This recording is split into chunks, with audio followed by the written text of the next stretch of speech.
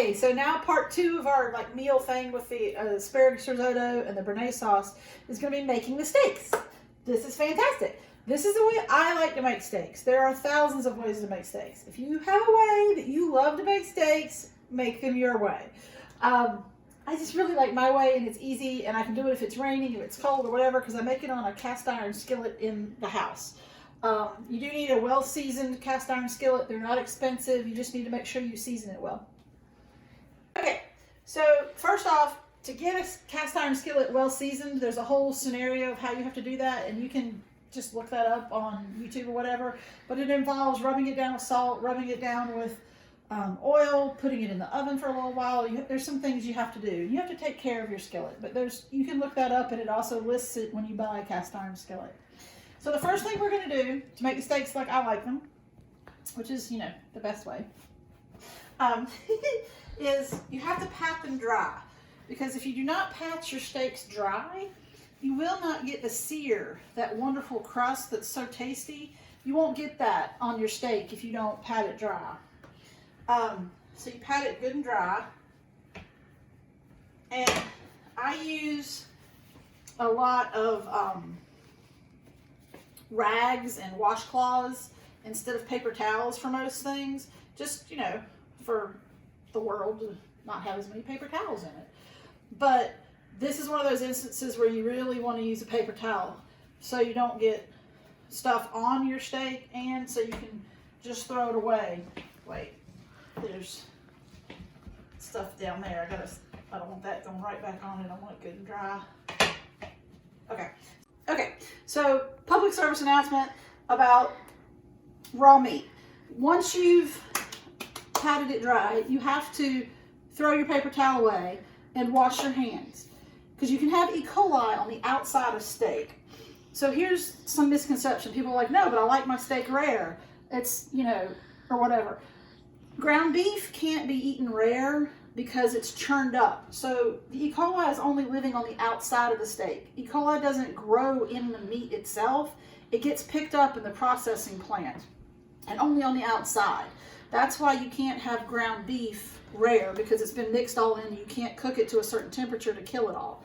So on the steak that has not been punctured, the E. coli cannot survive because you're going to sear it, and that kills it for sure. But it's very, very important that once I take these steaks off and put them in the pan or whatever, nothing else goes on this pan. And E. coli is different than like salmonella and a lot of other bacteria, because it only takes like 4 or 5 individual bacteria to make you deathly ill, whereas like other bacteria like salmonella and stuff take tons more to make you very sick. So it's a very important point that if you either stab your meat with, like, to tenderize it, you've got to cook it down to the point where you've tenderized it. Or if you're doing ground beef, you got to cook it all the way through. But if you're just going to cook a steak and not stab it, then you just sear it and you're totally safe. Don't reuse the plate. Okay, so here we go. I've pre-poured out garlic powder and salt in large portions in these little containers for the same reason. I don't want to touch the steak and then pick up a container of garlic powder and sprinkle it on there. So if you don't have somebody else helping you to pour stuff in your hands, just pour it in a little separate container firsthand.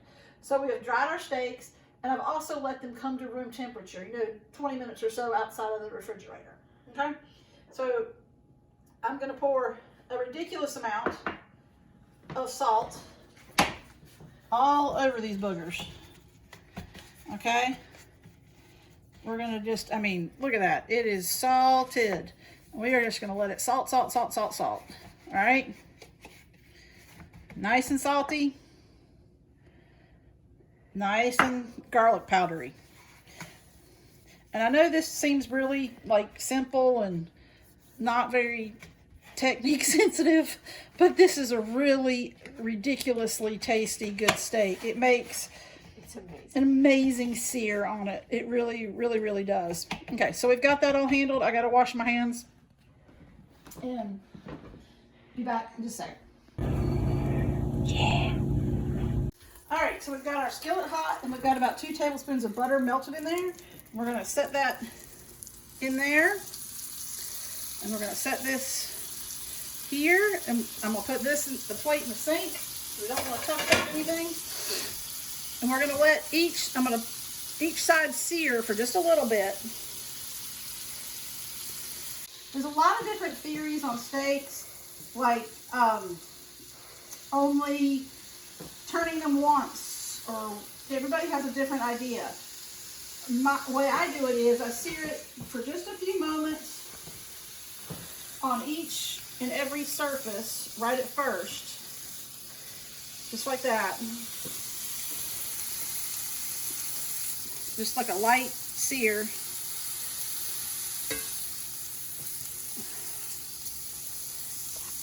And kind of doing one and then I'll do the other. And once you get to that, once you've got it all kind of browned on all the sides,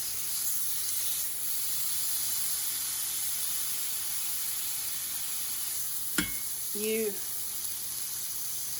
will leave it alone for a little bit. So this side needs done. And you don't want it too high because you don't want the butter to burn.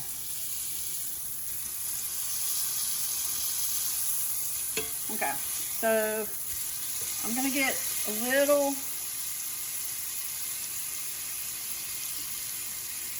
Okay, so it's seared on all the sides. I'm gonna put it on one side and sort of turn it down, not turn it down, but let it sit on medium and cooking for a while on one side, just for a few minutes, and then I'm gonna flip it and do it on the other side. If I need to add more butter, I will, but at this point, I'm gonna add a little bit of soy sauce, and it's gonna make a lot of smoke, and yeah, so I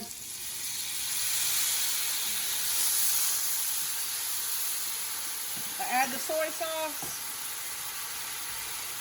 I get the soy sauce to come in where I'm turning it upside down, and then I turn it again just to get the soy sauce on all the sides, and then I'm going to let it sit there.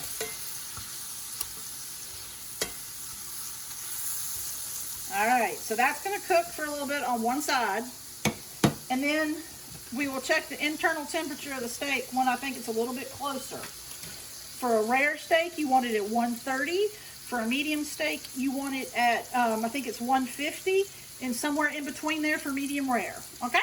Okay, so we're gonna check the temperature. I'm pretty sure it's not ready yet, but I just want to show you, just put the meat thermometer in there so it's about halfway in, and then it's gonna tell you what the temperature is over here.